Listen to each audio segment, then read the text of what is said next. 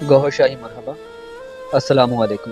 تلاوت کتاب مقدس دین الہی یا مالک گوہر شاہی المدد۔ آج کا چیپٹر ہے انسان ازل سے ابد تک۔ جب اللہ نے روحوں کو بنانا چاہا تو کہا کن، تو بے شمار روحیں بن گئیں۔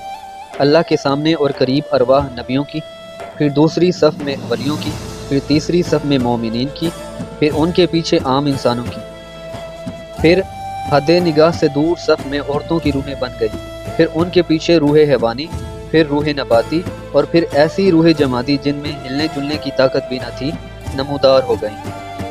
اللہ کی دائیں طرف فرشتوں کی اور پھر اس کے بعد حوروں کی ارواح تھی جو رب کے چہرے کو نہ دیکھ سکی۔ یہی وجہ ہے کہ فرشتے رب کا دیدار نہیں کر سکے۔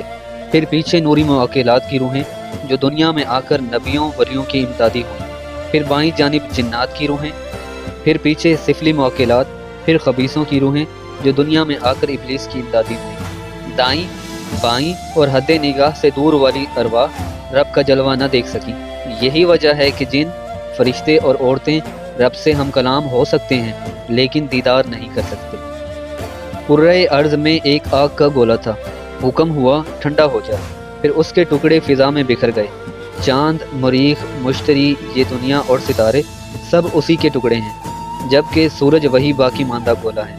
یہ زمین راکھ ہی راکھ بنی، جمادی روحوں کو نیچے بھیجا گیا جن کے ذریعے راکھ جم کر پتھر ہو گئی، پھر نباتی روحوں کو بھیجا گیا جس کی وجہ سے پتھروں میں درخت بھی اگائے، پھر حیوانی روحوں کے ذریعے حیوان نمودار ہوئے۔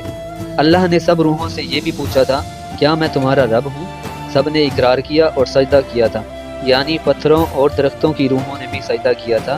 وَالنَّجْمُ وَالشَّجَرُ يَسْجُدَانِ، سورہ رحمان القرآن۔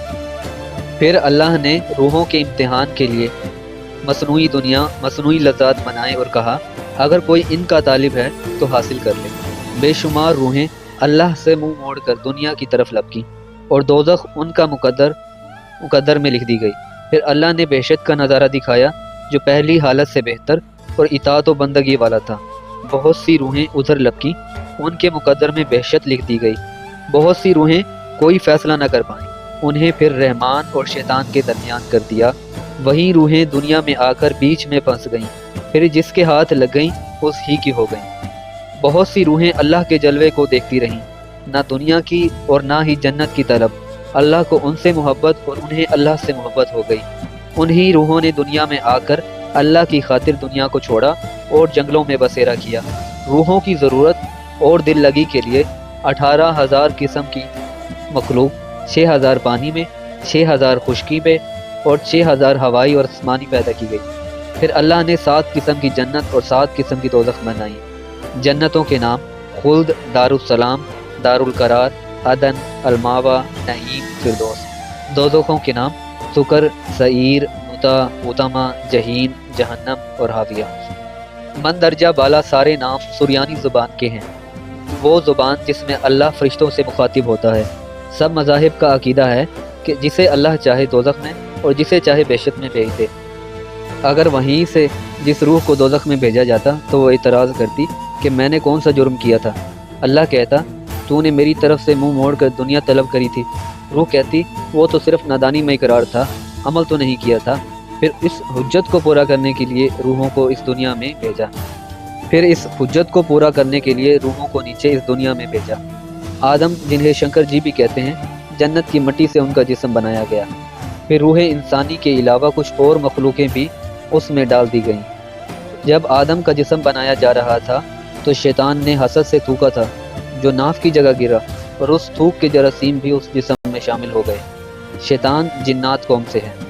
حدیث میں ہے کہ جب انسان پیدا ہوتا ہے تو اس کے ساتھ ایک شیطان جن بھی پیدا ہوتا ہے۔ جسم تو صرف مٹی کا مکان تھا جس کے اندر 16 مخلوقوں کو بند کر دیا، جبکہ خناس اور 4 پرندے اور بھی ہیں۔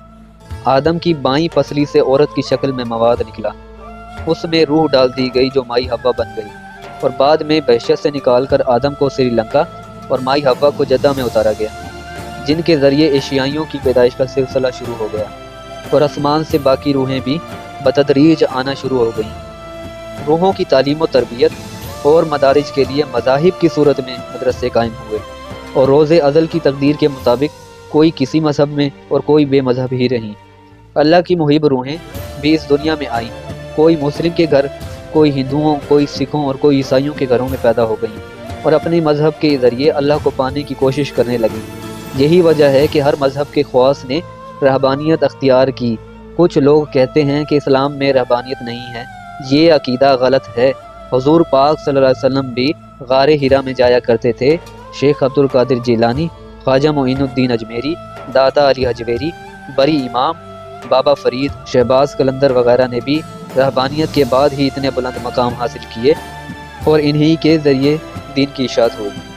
کتاب مقدس دین الہی کی ظاہری باطنی تشریحات اور فیض کے لیے صوفی ماسٹر سیدی یونس الگوہر کی بارگاہ میں رجوع کریں اور الرا ٹی وی پلیٹ فارم پر ان کی گفتگو ملاحظہ فرمائیں۔